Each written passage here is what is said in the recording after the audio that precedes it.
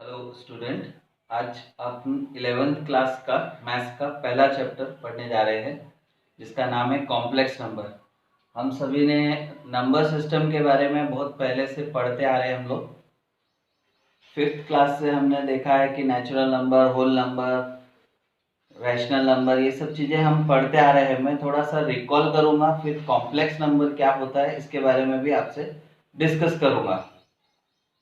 तो इस चैप्टर का नाम, ये चैप्टर 1 है 11th का, इसका नाम है कॉम्प्लेक्स नंबर। इसकी शुरुआत जो है कुछ बेसिक पॉइंट्स के आधार पर मैं करने जा रहा हूँ। फिर हम पढ़ेंगे कि कॉम्प्लेक्स नंबर क्या होता है और उसे कैसे सॉल्व किया जाता है। तो सबसे पहले मैं आप लोगों को बताना चाहता हूँ कि हम लोग बचपन से पढ़ते आ रहे हैं कि नेचुरल नंबर क्या होते हैं। All counting numbers are said to be natural number. हमने देखा है कि 1 से लेके जो भी नंबर चालू होते हैं 1 2 3 4 5 ऐसे काउंटिंग नंबर जितने भी होते हैं उनको हम नेचुरल नंबर बोलते हैं। और नेचुरल नंबर को हम डिनोट करते हैं कैपिटल एन से। ठीक है। उसके बाद हमने पढ़ा था whole number. Whole number, natural number और होल नंबर में ज्यादा कुछ फर्क नहीं है, थोड़ा सा ही फर्क है। अगर हमने जीरो को इंक्लूड कर दिया नेचुरल नंबर में तो वो होल नंबर बन जाते हैं। तो होल नंबर होते हैं 0 1 2 3 4 ऐसे काउंटिंग नंबर्स होते हैं जिसको डिनोट किया जाता है W से। उसके बाद हमने पढ़ा था इंटीजर्स। इंटीजर्स जो है वो होल नंबर और नेचुरल नंबर के आगे की प्रोसीजर है।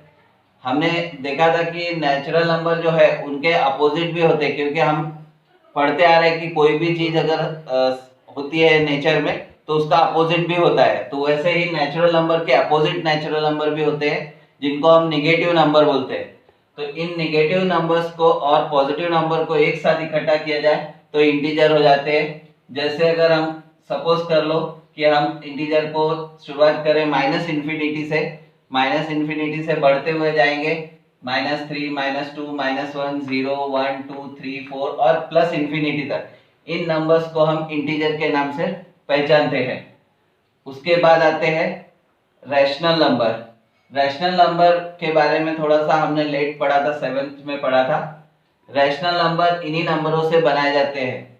हमने पढ़ा है कि रैशनल नंबर वो नंबर होते हैं जिनको हम p बाय क्यू के फॉर्म में लिख सकते हैं। p बाय क्यू क्या होता है इसके बारे में हम डिस्कस करेंगे। p और q जो है वो एक कोप्राइम नंबर्स का सेट होता है, यानी दोनों भी नंबर्स होते हैं लेकिन उनमें कोई कॉमन फैक्टर नहीं होना चाहिए। साथ ही q जो है वो जीरो नहीं होना चाहिए। तो ऐसे नंबर जिनको हम p अपॉन क्यू के रूप में लिख सके वो कहलाते हैं रैशनल नंबर। रैशनल नंबर को हम q से डिनोट करते हैं।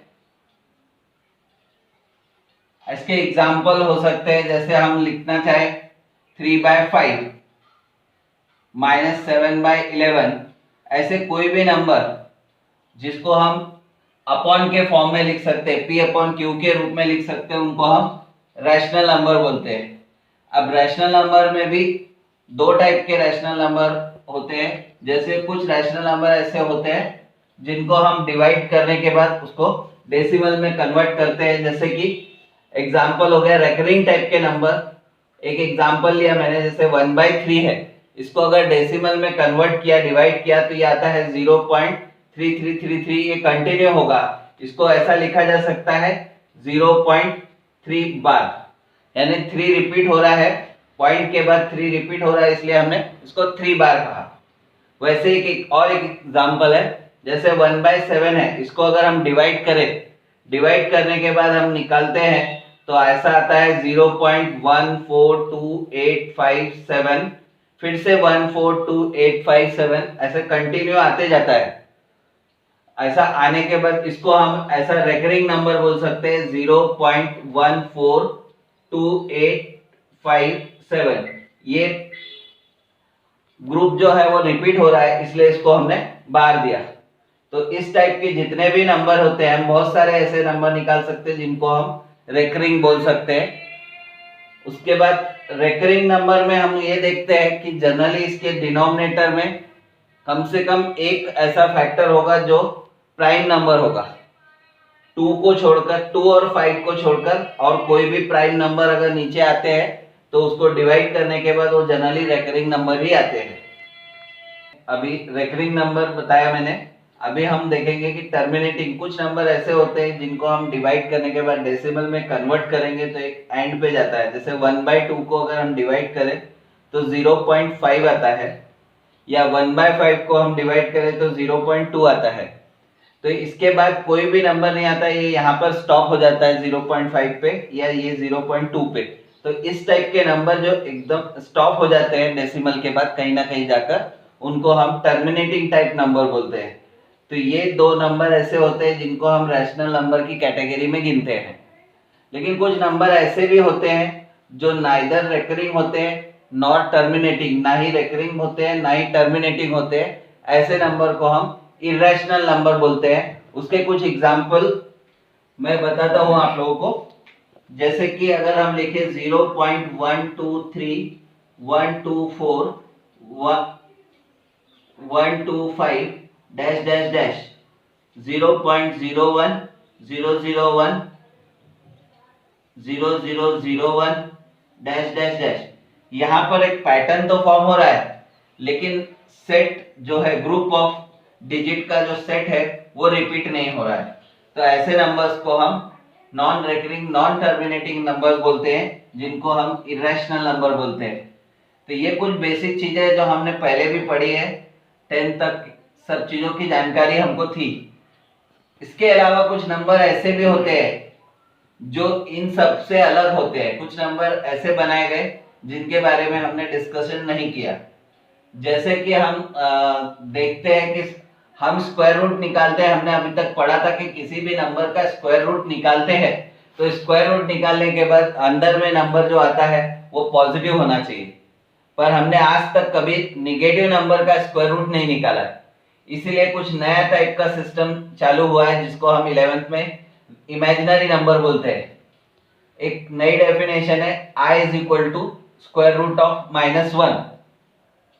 -1 का स्क्वायर रूट लेने पर उसको I बोलते हैं और this is called as imaginary number. अगर हमारे पास सपोज कर लो कि रूट ऑफ -3 है तो इसको हम ऐसा लिखेंगे √3i। रूट ऑफ -7 है तो इसको हम लिखेंगे √7i। तो इस टाइप के जो नंबर फॉर्म होते हैं उनको हम इमेजिनरी नंबर बोलते हैं। अब इमेजिनरी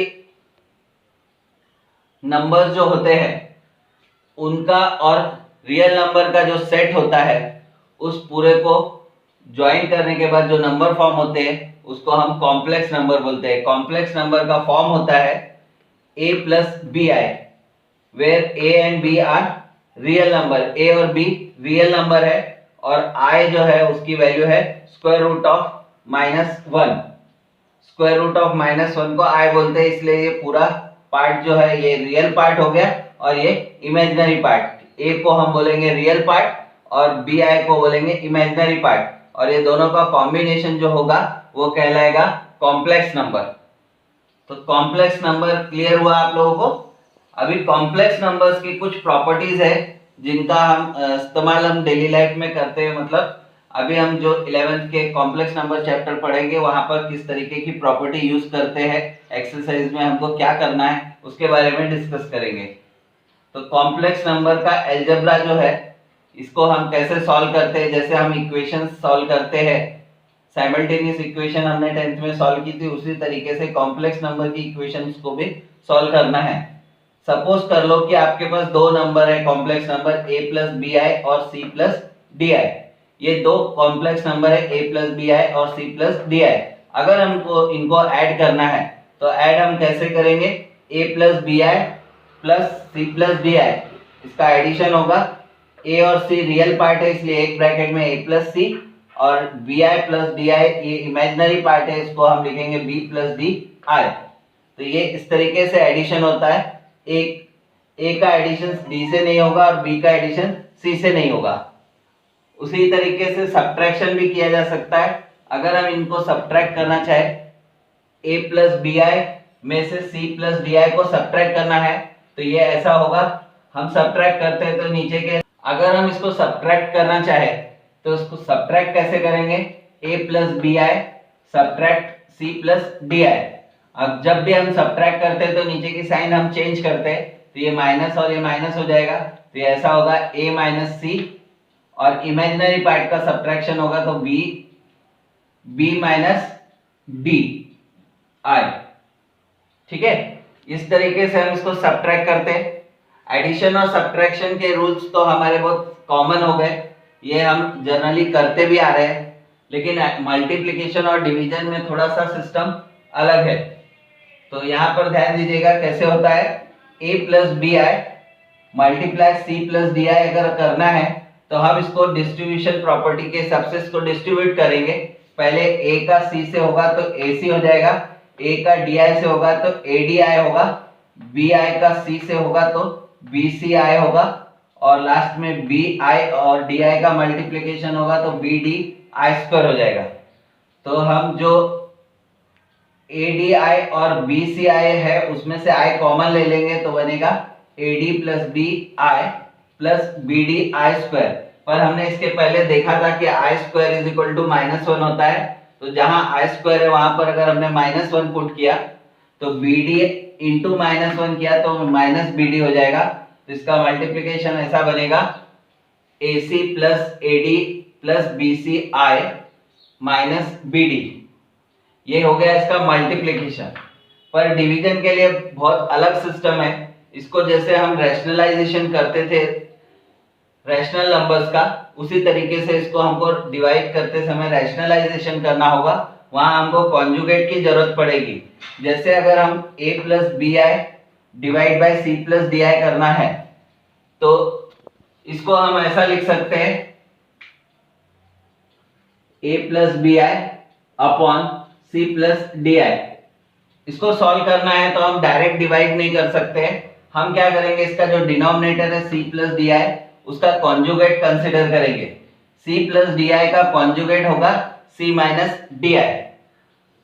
इसका कॉन्जुगेट c माइनस डी आई होगा जिसका मल्टीप्लिकेशन हम न्यूमरेटर और डिनोमिनेटर दोनों से करेंगे। तो a plus B I upon C plus D I को मल्टीप्लाई कर रहे हैं हम c minus D I upon c minus D I. अब इसको मल्टीप्लाई करेंगे, न्यूमरेटर को डायरेक्ट मल्टीप्लाई करेंगे और डिनोमिनेटर में फॉर्मूला यूज करेंगे। तो अगर हम इसको मल्टीप्लाई करना चाहे तो a का c से करेंगे तो ac होगा, और a का di से करेंगे तो माइनस adi होगा, और bi का c से करेंगे तो bci होगा, और bi का di से करेंगे तो माइनस bdi स्क्वायर होगा। बीच की दो टर्म में से i कॉमन है इसलिए हमने i कॉमन रखा। ऐसे नीचे में देखो तो एक फॉर्मूला लगता है a plus B into A minus D. ये फॉर्मूला यूज करने पर क्या होता है, a plus B into A minus B is equal to होता है a square minus B square. उसी तरीके से यहाँ पर हो जाएगा c square minus D I का square, that is d square I square. But we know that I square is equal to -1, तो इसलिए हम डी स्क्वायर के साथ -1 को मल्टीप्लाई करेंगे तो ये प्लस डी स्क्वायर हो जाएगा। इस तरीके से ये सिंप्लीफाई फॉर्म है। जब यहाँ पर नंबर होगा, ये इन जनरल में हमने बताया है, नंबर होगा तो कुछ सिंपल फॉर्म में दिखेगा ये। अभी इसके कुछ प्रॉपर्टीज है, हम कुछ प्रॉपर्टीज एडिशन के कुछ प्रॉपर्टीज यूज करते हैं। जैसे we know that addition are commutative. Commutative मतलब अगर सपोज कर लो z1 is equal to a plus B I and z2 is equal to c plus D I, तो हम अगर इसको ऐड करना चाहे तो z1 plus z2 is equal to z2 plus z1। अगर हम इसको ऑर्डर चेंज करके ऐड करें तो कोई फर्क नहीं पड़ता इसके एडिशन में। तो वैसे ही दो कॉम्प्लेक्स नंबर को अगर ऐड करते समय ऑर्डर चेंज करें तो कोई फर्क नहीं पड़ता, इसको हम कम्यूटेटिव प्रॉपर्टी बोलते हैं।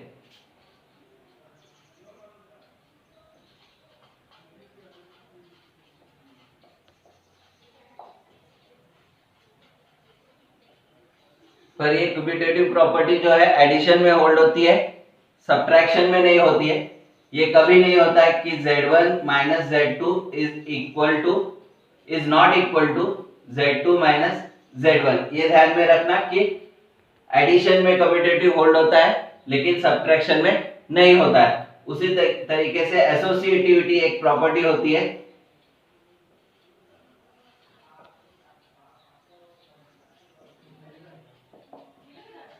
यहाँ पर कैसा होता है, अगर 3 नंबर है Z1 plus Z2 plus Z3, अगर 3 कॉम्प्लेक्स नंबर को हम ऐड करना चाहे तो इसको किसी भी ऑर्डर में ऐड करेंगे, आंसर सेम आएगा। अगर हमने ऐसा किया Z1 प्लस Z2 पहले किया, उसके बाद Z3 ऐड किया, या फिर Z1 प्लस Z3 किया प्लस Z2 किया, या फिर Z1 अलग रखा और Z2 और Z3 को ऐड किया,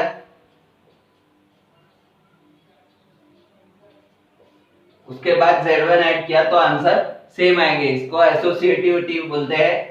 पर एसोसिएटिविटी जो है वो निगेशन में यानी सब्ट्रैक्शन में होल्ड नहीं होती है।